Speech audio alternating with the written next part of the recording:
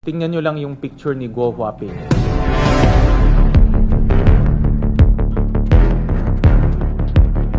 Similarities hindi natin matatanggal eh. Talagang hawig na hawig at kamukhang-kamukha niyo yung bata doon sa application for Special Investors Resident Visa. Doon sa application nila, nakasulat doon si Wen Yilin ang kanyang mother. At yung address ni Wen Yilin doon ay the same address na nasa Valenzuela. Nakasulat doon 58 T. Santiago Street, Valenzuela. Yun ang exactly the same address na nakalagay sa incorporation papers ng mga Guo family. Yung papel sa Special Investors Resident Visa at yung mga incorporation papers nila, tugma yung address. So ibig sabihin, consistent si Wen Yilin nakatira doon sa Valenzuela address. Kung titignan natin yung kabuuan na storya, dahil dumating dito si Guo Huaping ng 13 years old, talagang wala silang maipapakitang birth records at walang maipapakitang school records. So, ang naging daan nila para mabigyan siya ng Filipino citizenship ay yung peking birth certificate na nagsinungaling yung kanyang tatay. Sinabi niya na Filipino siya, Filipino si Amelia Leal, therefore, Filipino si Aliceguo. Pag titignan mo ang kabuuan storya, parang ngayon lumilinaw na kung bakit pineke yung kanyang birth certificate.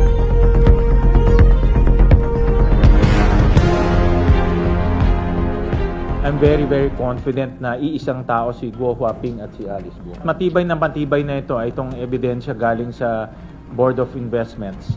Matibay at nagpapatunay na si Guo Huaping at si Aliceguo iisang tao.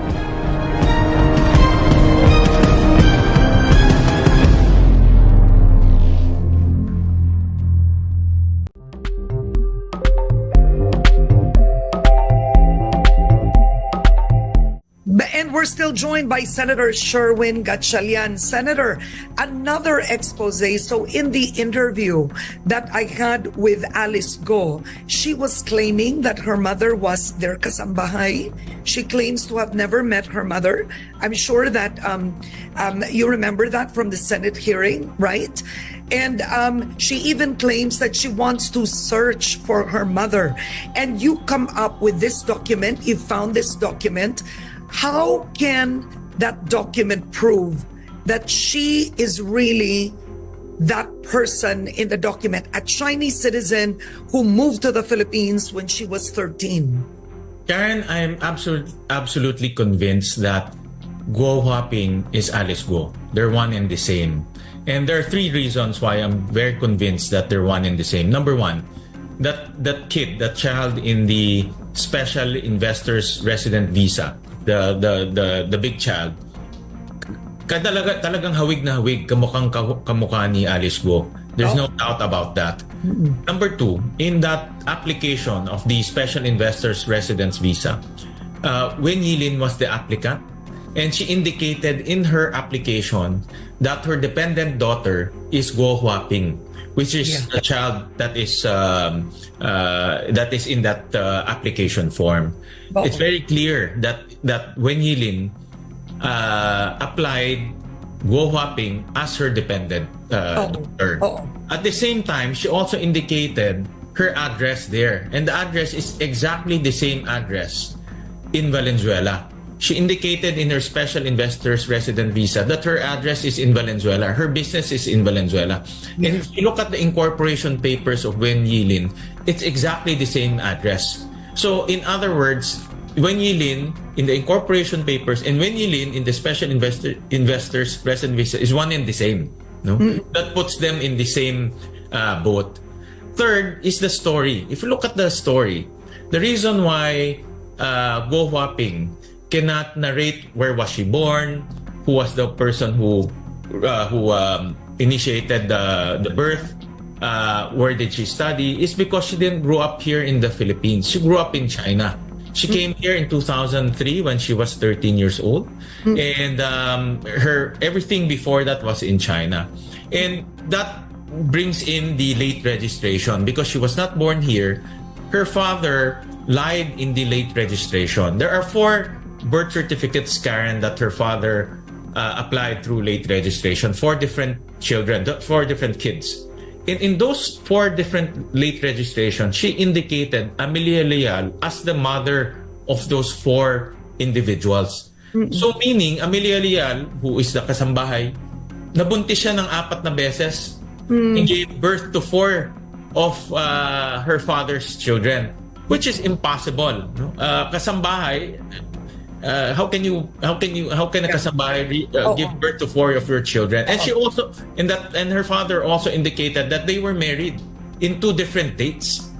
In 4 different birth certificates. Okay, so interesting ito, no? Unang-una, what was the name of the mother? Wen Yilin. Wen Yilin. Yes. Wen Yilin is, of course, a Chinese citizen who applied for for Alice Go, right? Yes. Okay, all right. But in the Senate, you and Senator Riza Ontiveros, you showed marriage certificates. And who was the father allegedly married to? Amelia? Angelito Guo. Yeah, sino ang asawang babae ulit? In the birth certificate, it's Amelia Leal. And that is not the same woman as Ken Yilin. Iba yun? No, it's not the same woman. So is Amelia Leal a Filipino? Amelia Leal is a figment of her imagination. There's no such person. Does not exist because the PSA certified that there is no birth certificate for Amelia Leal. Yeah. Amelia Leal, for all intents and purposes, based on the documents or based on the documents, is a figment of her imagination. There's no Amelia Leal. So is it right to say that that marriage certificate, when was that issued? In 20, ano yung nakalagay doon? I just don't have the dates right now. But it was issued a long time ago. But interestingly, the 4 birth certificates, 2 have different marriage dates, and other 2 has 2 different marriage dates. So that by alone, her father again lied, because how can you have 2 different marriage dates for the same person? And at the same time, the PSA also certified there's no marriage certificate between Angelito Guo and Amelia Leal. Why do you think would they have to fake the marriage certificate, considering in 2003, when the Chinese mother supposedly appealed, or asked that, nag-apply for an investor visa? To be fair, binigyan naman ng gobyerno, right? Binigyan naman. Hindi naman dininay. So there's no need to fake that. And Alice Go only ran for mayor in, kailan ba, sir? 2022. So ang tanong ko, from the time of 2003 to 2022, why would the father have to fake their marriage certificate, the identity of Alice Go, considering she is licensed to do business in the Philippines anyway? Okay. Why would they do that? Okay, there are 2 answers to your questions, Karen. Number 1 is the late registration happened in 2005. Okay. And in order to make her a Filipino, you have to have both parents Filipinos. So, Angelito Guo declared himself there as Filipino, but in his passport, it's supplied by the Bureau of Immigration, he is Chinese. And Amelia Leal, they declared her as Filipino, but we all know Amelia Leal is non-existent. So because of those declarations, Alice Go in that birth certificate became Filipino. And that birth certificate that was issued in 2005 became the basis for her to do business, incorporate companies in the Philippines, buy land, and eventually file for candidacy. Yes, okay, go on. Buy land. Yes, buy land, incorporate corporations, because the corporations like Baofu was incorporated to buy land. And at the same time, in 2022, I think this was an afterthought nilang from on their part, is to run for public office. So, okay. Ang tanong ko, the father, Angelito Go, who's clearly a Chinese citizen, was able to get documents and declare himself a Filipino citizen, which is not possible, right? But it happened. And Amelia Amelia Lian is completely fictitious. Why would the Philippine government give them papers to say they're Filipino without seeing them in person? That's where the problem comes in. That's why the Philippine Statistics Authority should go deeper and investigate this deeper. And I truly believe there's also syndicates operating in the Philippine Statistics Authority. The late registration process was created to enable our poor constituents, especially our indigenous peoples, to apply for a birth certificate. Mga IPs natin, they normally give birth in the mountains or somewhere really remote, and there's no one to certify that that person actually was born here in the Philippines. So the late registration was created and deliberately made it easy, made it accessible and easy for our constituents to apply for birth certificates. The problem is it was abused. It was abused because it was easy, and for foreigners to become Filipino, you don't have to undergo the naturalization process, which is costly. You have to get lawyers to make your paperwork. You also have to go through Congress if you want to do the legislative process. It's very difficult. But with late registration, all you need to do is supply the information and they will give you your birth certificate. Of course, there are supporting documents there, but in practice, a lot of those supporting documents are not being supplied. Another question is, when the Supreme Court, this is from the side of aliceguo's legal counsel, when the Supreme Court decided on Senator Grace Poe's case as a foundling, when her parents, she didn't know her parents, right? And you had some accusing her to be an American citizen. The Supreme Court essentially said she is Filipino, right? So she was found in this church. It was established, given to the story essentially of how she got to Fernando Po Jr. and Susan Roses. So the Supreme Court declared she is a Filipino, right? So the team of aliceguo is using that decision as a precedent for them. Because they say aliceguo, if she doesn't know her mother, is one similar case daw with Senator Grace Poe. And number two, she only carries a Philippine passport. She doesn't carry a Chinese passport today, so one cannot prove she's a Chinese citizen. What are your thoughts, Senator? Karen, Guo Huaping and Senator Grace Poe's circumstances are two very different circumstances. Senator Grace Poe is a foundling. She doesn't know her mother and father. She was found in a church. Guo Huaping has a father who is a Chinese. And the father faked her birth certificate. And that can be proven easily because of that inconsistency in the birth certificate. At the same time, when Yilin applied in the BOI and declared Guo Huaping as her dependent daughter. So, in other words, we can trace the mother in this particular case. It's just they lied in the birth certificate and they created that story of kasambahay. So these are two very distinct and different circumstances. That's why all of this evidence that we gathered, all of these pieces of evidence that we gathered, should be used by the Office of the Solicitor General in their filing of a quo warranto case, because these are very important pieces of evidence and very substantial for that matter. And more urgent than that is the COMELEC said that if she files her candidacy as BAMBAN mayor, there are only 50,000 voters in BAMBAN, so most likely she'd win again, right, without a strong opponent, is they have to accept her candidacy. Correct. But I hope someone in BAMBAN, at least one out of that 50,000, will file a case to challenge her citizenship.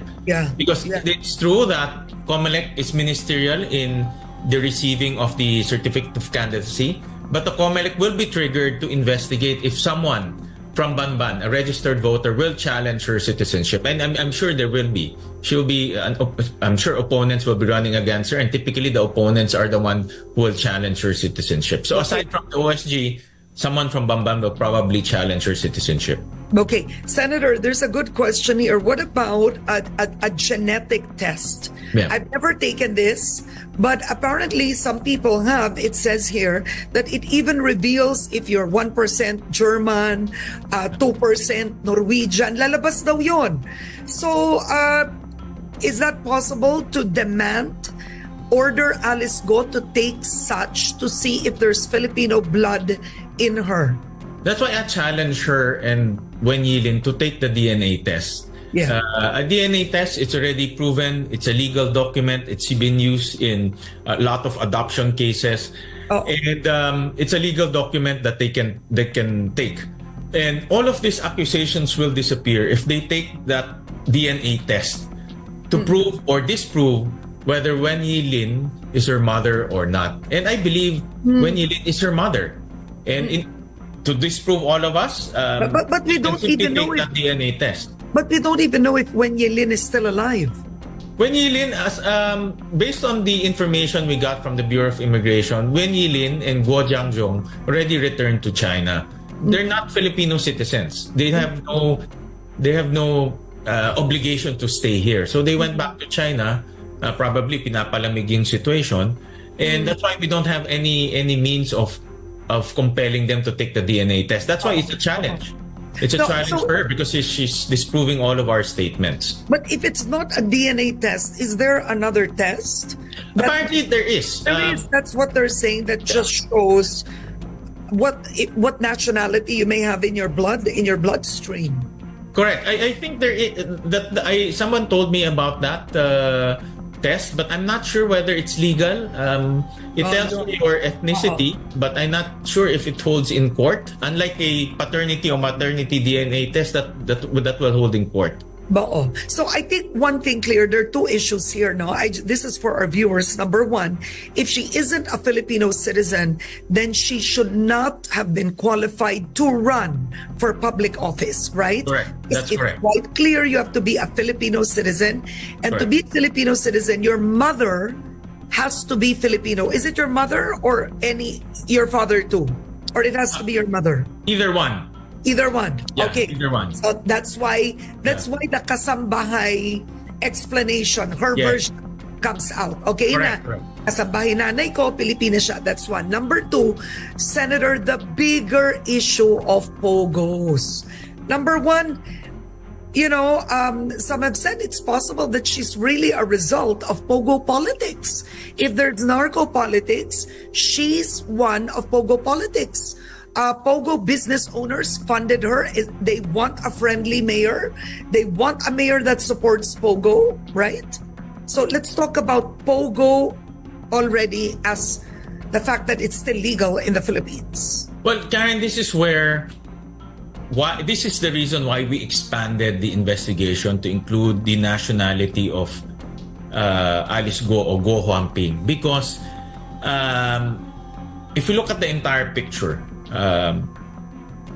we believe, and there's strong evidence, that money laundering is happening already here in the Philippines through the POGOs.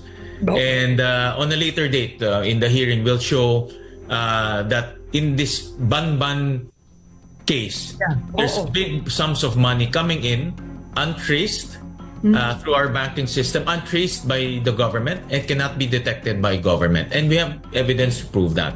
Really? And the reason why we expanded the nationality issue is because if you're a Filipino and you're getting untraced money, you can buy land. You can incorporate companies. Yes. As Filipino, you can become a legitimate business, but your cash flow is coming from legitimate sources. But since you're a Filipino, you can have a Filipino passport, you can buy land, you can transact with anyone here in the Philippines. So it's connected. That's why we had to expand it, because now, aside from Guo Huaping, other criminal syndicates of other nationalities are now going through that late registration route to become Filipino and buy land. Maybe not for POGO purposes, maybe for other purposes. And we are starting to hear many stories, for example, in Cagayan, wherein Chinese nationalities are buying land. And people are questioning, how can they buy land? And I think this is the the weakest link, or this is the gap in our system. Okay. A question here. What's next for Alice Go if it's true that non-bailable cases will be filed against her? Is there already one? Because, go on. Well, I heard over the news that PAOK is already preparing cases against her in the context of human trafficking and the POGO crimes. But the other case here is the quo warranto case. Being prepared by the Office of the Solicitor General. Those are the two main cases that she will be facing in the next few probably months. But more importantly is the quo warranto case, because that will send a signal to those who are thinking of doing abusing the late registration process and eventually running for public office. Okay. All right. Now, clearly, you've done a lot of legwork on this. You've exposed a lot. But Nico Bawa, one of our senior correspondents in ABS-CBN, has a good question for you.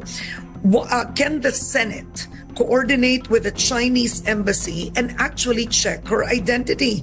Because the Chinese embassy can do that by verifying biometric records. Has the Senate thought of doing that? That's a very good question. The committee is already doing that. In fact, we sent letter to the committee to already initiate proceedings coordinating with the Chinese embassy. I understand there are protocols that we have to go through the Department of Foreign Affairs. We cannot go straight to the Chinese embassy because of these protocols, but we are coordinating and getting relevant information. Because at the end of the day, Senator, do you believe that China can identify her? I believe so, because we also have records that between 2008 and 2011, Alice Guo and Guo Huaping flew to China using different passports. Alice Guo Two passports? Two passports. Two passports. We have records to show. Alice Guo used her Philippine passport. Guo Huaping used her Chinese passport. In that time frame, she was flying in and out of the country using two different passports. After 2011, she already used her Philippine passports. So we have records to show that. Oh, but then in using from 2008 to 2011, tama to, no? 2008, you're saying she'll fly to China, first Filipino passport, babalik siya using her Chinese passport, or not necessarily? Not necessarily. Not necessarily. Filipino, next trip, Chinese. China. Yeah, tama. Okay. But if you remember, if you look at the time frame, she got her birth certificate in 2005. And I believe she got her passport in 2006, 2007. So she had a Filipino passport as in around 2007. So, and at the same time, we saw that Guo Huaping was also flying using a Chinese passport. Yeah. So our theory there, or our analysis, is she was flying in and out of the Philippines using two passports. Yeah. All right. Okay, well, when is the next hearing, Senator? I know you're on recess. Am I correct? Yeah. The committee. So you'll be back already after the SONA. Yeah, we'll be back, but committee work still goes on. So the next committee hearing will be June 25, and we'll have two topics. One, a continuation on the BAMBAN issue, and then number two, will also expand the investigation on the PORAC POGO hub. Okay. Two more questions for you. Just quickly, we're hitting 9 o'clock, but one, do you believe Alice Guo should be deported? Yes, she should. She's not Filipino. If you're not Filipino, you need a visa, a Philippine visa, to stay in the country. But since her special investors resident visa was already canceled in 2011, she no longer holds any visa to stay in the country. Okay, and what about her Philippine passport? Pag ipakita niya, would you say then that's fake? Tama ka doon. It should be revoked as well, because her birth certificate is fake. Her father supplied fake information. Therefore, the basis to issue the passport has disappeared. There's no more basis to talk about. So that should be canceled as well. Okay, here's another quick one, because POGO we can talk about at length in another program, but BAMBAN is 7.5 hectares, right? I don't know how many, more than 20 buildings I'm presuming are there, right? There were two POGO companies there, Wang Sheng and Zunyuan, and then Porac is, I think, 10 hectares, if my memory serves me right, 46 buildings. Senator, what should we do with the structures, these buildings? In the law, government can seize the buildings and take control of the buildings. I know that in the BAMBAN site, the government has already took control of the building. And this is for the purpose of preserving evidence and also filing cases. In the same manner, government will take over the Porac POGO hub. So again, in the spirit of preserving evidence. But what about classrooms? Naisip mo ba yun? May nagsabi. That's a good point. That's a very good point because transform it to classrooms. Yung mga kausap ko ng real estate companies, ang first reaction nila, sayang naman, sana magamit yan in productive means. No? That's sayang talaga. In the BAMBAN POGO hub, 6.1 billion has been pumped in that facility. So that's the amount of money that went in, and that's the type of buildings that were put up. And you're absolutely correct. We should think about putting it into good use. All right. On that note, as always, thank you, Senator Sherwin Gatchalian. Ang chairman po ng Senate Committee on Basic Education, si Senator Sherwin Gatchalian, at silang tumututok dito kay Romel. Senator Sherwin, good morning po. Magandang umaga po, Senator Gatchalian. Good morning. Magandang umaga sa inyong dalawa. Good morning sa ating mga tagapakinig. Hindi naman lingid sa ating kalaman na si Senador Gatchalian ay aktibong nagsusulong na once and for all ay ipagbawal na itong POGO sa bansa. Ano na po ang development sa krusada nyo, Senador Gatchalian, sir? Tuloy-tuloy yung paglaban natin dito sa mga POGO at makikita natin yung nangyari sa Porac ay karumal-dumal at napaka-violente. Hindi lang human trafficking, scamming, pati torture at prostitution ay naroon na rin. At nakita natin hanggang doon sa pag-rescue at pagsalakay ng paok sa Porac, meron pang mga nakakulong, meron pang nakaposas, meron pang nakakulong sa isang lugar na walang ilaw at bintana. Kaya makikita natin ganyang klaseng tao, ganyang klaseng mga kriminal ang ipinasok ng POGO dito sa ating bansa. Okay. Correct me if I'm wrong, Senator Gatchalian. Ang inyo pong kampanya ay ipagbawal ang POGO, whether illegal or legal. Tama po ba ako, Senador? Wala po kasing legal at illegal na POGO dahil ang POGO kumukuha ng taya sa China na illegal. So, pinakukunan niya ng kita ay illegal dahil bawal sa China ang sugal. At pangalawa, nagagamit itong mga may lisensya na ginagamit itong mga lisensya ng POGO para makapasok dito yung mga sindikato na galing sa ibang bansa. At nakita na natin yan sa maraming beses na yung mga empleyado nila nagtatrabaho sa isang POGO at papunta lang sa isang POGO. At makikita natin na itong lisensya ang nagbubukas ng pintuan o nagbibigay daan sa mga sindikato para makapasok dito sa ating bansa. Ang apprehension kasi, Senador Gatchalian, ng katulad ng Department of Labor and Employment, pagka ipinasara daw itong mga legal na POGO, marami tayong mga kababayan ang mawawala ng trabaho. Sa 20,000 20,000 daw po. Nakita ko yung itong datos, no? Sa totoo lang, yung trabahong linilikha nitong POGO, hindi naman para sa mga kababayan natin, para sa mga dayuhan. Makikita natin sa mga mata natin, ang daming dayuhan nagtatrabaho sa POGO. Mga Chinese, Malaysian, Vietnamese. At karamihan ng mga nagtatrabaho dito ay mga dayuhan. Kaya hindi lumilikha ng trabaho para sa ating mga kababayan nitong POGO. Ang trabahong linilikha nito ay para sa mga dayuhan. Ngayon, yung mga nagtatrabaho ng mga kababayan natin doon, hindi natin pababayaan yan. Ang ekonomiya natin lumalago. Makikita naman natin yan. Pinagmamalaki natin, ang daming negosyo pumapasok dito. Sigurado ako, makakakuha sila ng disente at ligtas na trabaho. Dahil sa magtatrabaho sila sa mga POGO na ang mga bossing nila, mga criminal syndicates. Sister El?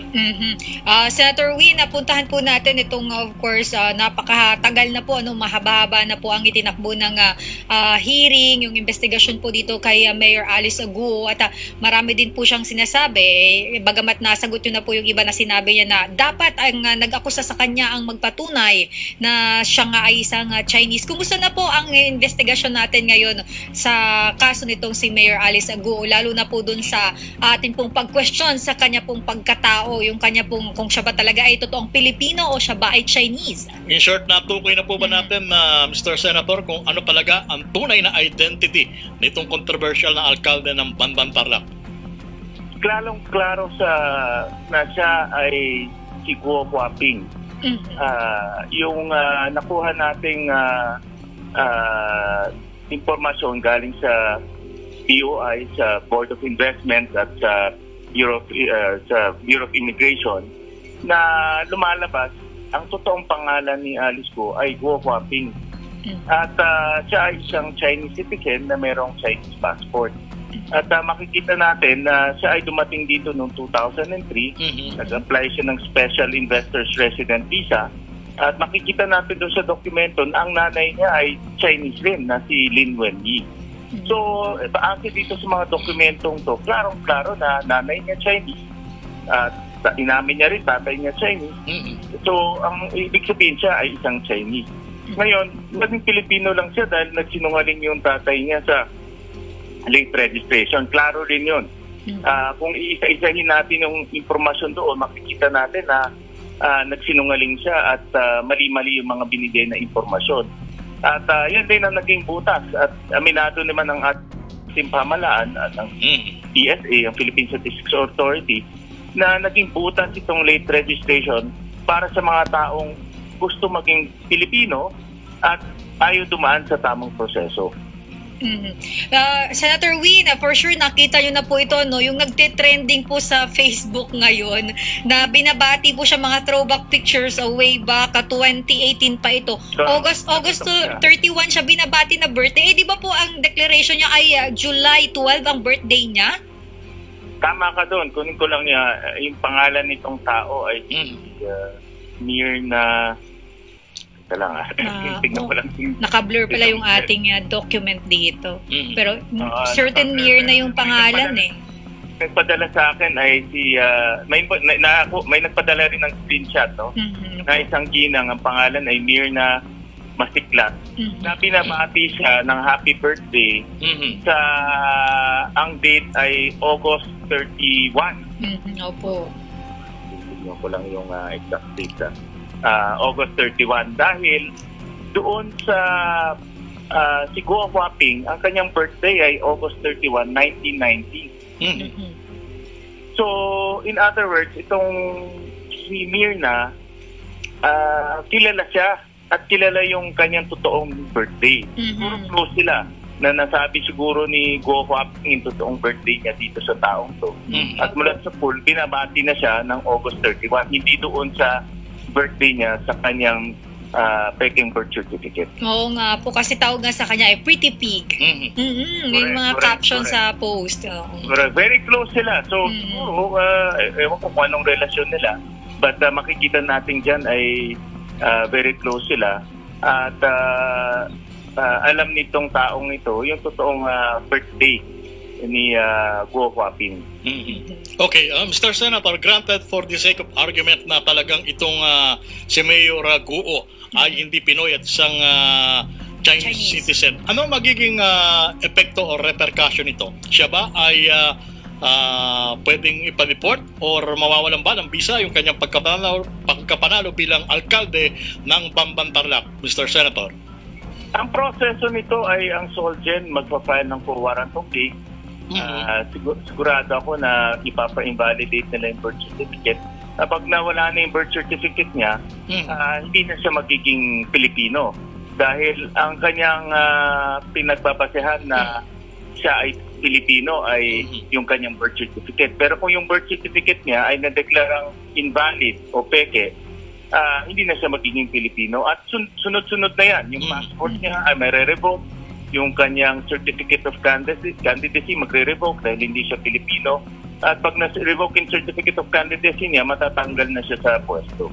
Okay. Yun, pero Pero time is of the essence, no? Dahil nga, Opo. ang filing of candidacy is October Tama. na. Kaya na lang yan. So, alam natin itong mga ganitong co-warrant of case, matagal din to. Opo. So, kailangan nga ma-file na ito para baka pag-desisyon na ang korte.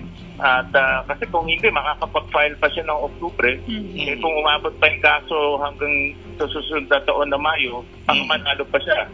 No? So, importante na ma-file na ito para ma-disqualify na siya sa pagtakbo bilang isang lingkod bayan. Kasi pwede kang pag-file, pwede kang mag-congressman, pwede kang Tama. mag-governor. No? Hanggat walang final decision hanggang sa Korte Suprema, di po ba, Mr. Correct. Senator? Kaya yan ang delikado. At pag ina-analyze ko nga itong sitwasyon, talagang naisahan tayo. No? Na ang isang peking Pilipino nakatakbo At nanalo. at nanalo.